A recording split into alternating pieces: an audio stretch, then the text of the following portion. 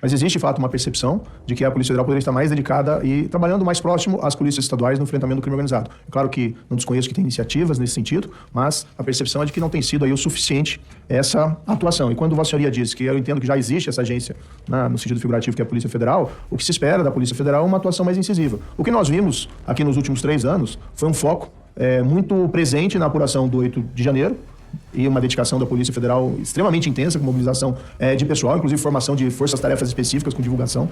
E os fatos dessas investigações foram, sim, divulgadas. Agora, nós gostaríamos de ver os mesmos esforços e as mesmas dedicações em relação ao crime organizado. Sem desmerecer, tem competência a ser discutida, mas normalmente todas as facções estão envolvidas em tráfico internacional de drogas, o que dá um espaço para a Polícia Federal. Eu coloco aqui um exemplo, uma notícia de 2023.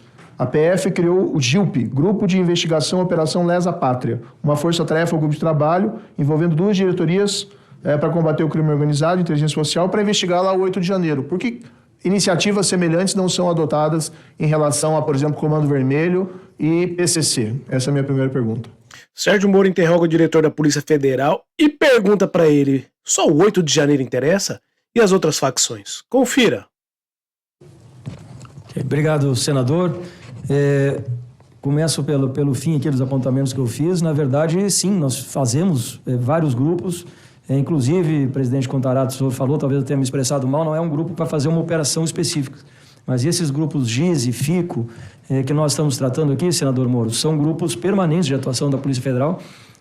As FICOs, creio que não são da sua gestão, mas quando o senhor era ministro, já existia, com certeza, as bases GIS que funcionavam. Então, respondendo objetivamente, sim, existem, a exemplo do que foi feito para o crime organizado que tentou um golpe de Estado, nós também fazemos para o crime organizado nas bases FICO, nas bases GISE e agora, cumprindo a DPF 635, também na Operação Redentor 2, que estamos atuando no Rio de Janeiro em razão dessas organizações criminosas. Mas especificamente, doutor Andrei, só uma força-tarefa hoje direcionada, por exemplo, quais são as principais lideranças do PCC hoje presas no país e quais são as principais lideranças em liberdade?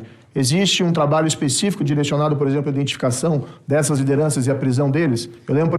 Dá uma olhada no aperto que o Moro está dando no delegado. Confira. Por exemplo, da minha gestão, algo que nós fizemos, fomos atrás do segundo em comando do PCC, que era o Fuminho. Foi preso, inclusive, lá em Moçambique, numa operação conjunta da Polícia Federal com a DEA. Existem iniciativas equivalentes? Claro que, havendo questões de sigilo aí a serem resguardadas, que sejam resguardadas. Mas existe, por exemplo, uma lista, a polícia tem identificado as principais lideranças do PCC e do Comando Vermelho no país, presas e em liberdade? O ministro cita um exemplo, que é fruto de cooperação internacional, e eu citei outro agora, feito recentemente, há 2 meses talvez, em Santa Cruz de la Sierra, onde prendemos, a partir da mesma cooperação, um importante líder de uma facção criminosa e que foi já trazido para o Brasil. Então, isso são ações permanentes que nós fazemos nesse enfrentamento. Qual é a principal liderança do PCC em liberdade hoje, Andrei? Se me permite, senador, por favor. E nós temos, o senhor perguntou se tem alguma unidade tal, que consolida dados, que trabalha, eu acho que citei anteriormente, nós temos uma divisão que é focada, a divisão de análise de dados, esse é o nome, de facções criminosas, criada recentemente, que tem esse mapeamento de lideranças, de quem está preso, quem está solto, onde está, e isso é repassado para as nossas unidades operacionais e que resultam frutos como esse do cidadão que foi preso. Qual cidadão é esse, doutor Andrei? Eu não vou citar nome de nenhum faccionado, senador, mas em particular eu posso conversar com o senhor, mas foi publicamente noticiado isso, de que dessa prisão que foi feita lá, que ele era tido como o número 2 de uma facção criminosa de São Paulo. Eu sei que a polícia tem essa questão de não citar a PCC, não citar Comando Vermelho, que sinceramente eu nunca entendi muito bem, mas aqui, assim, nós podemos citar nome de pessoas, de lideranças do crime organizado. Então, indago ao senhor de novo, quais são as principais lideranças em liberdade do PCC hoje no Brasil soltas? A não ser que prejudique alguma investigação em andamento, pediria que o senhor dissesse. Eu não trouxe aqui os dados, eu posso até lhe passar em termos quantitativos, a partir dessa análise de dados que é feita, para ajudar a instruir essa CPI aqui, mas eu não tenho os nomes aqui, não. Nós tínhamos uma lista dos mais procurados no site do MJSP, de Segurança Pública. Nós criamos essa lista, essa página em 2020. Existe ainda essa lista dos mais procurados da PF ou pelo Ministério da Justiça e Segurança Pública? Eu desconheço, senador. O que nós temos é o acesso às bases de dados, inclusive ao BNMP, que é o Banco Nacional de Mandados de Prisão, onde estão essas pessoas, e nós temos um grupo de capturas, eu vou pedir para o Dr. William me trazer os dados aqui, um grupo de capturas que atua integradamente interagindo com os estados para fazer as prisões, os números eu vou lhe trazer agora. Mas o senhor não acha interessante que houvesse isso em transparência ativa? O FBI tem, a Interpol tem, a Polícia de Minas Gerais tem, a Polícia do Espírito Santo tem.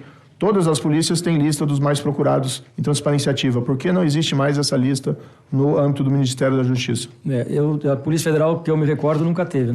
Ele só até agora falou peraí que eu vou ver, eu aí já te passo, nunca nada. Talvez alguma política do Ministério da Justiça, mas eu desconheço a existência ou não dessa lista.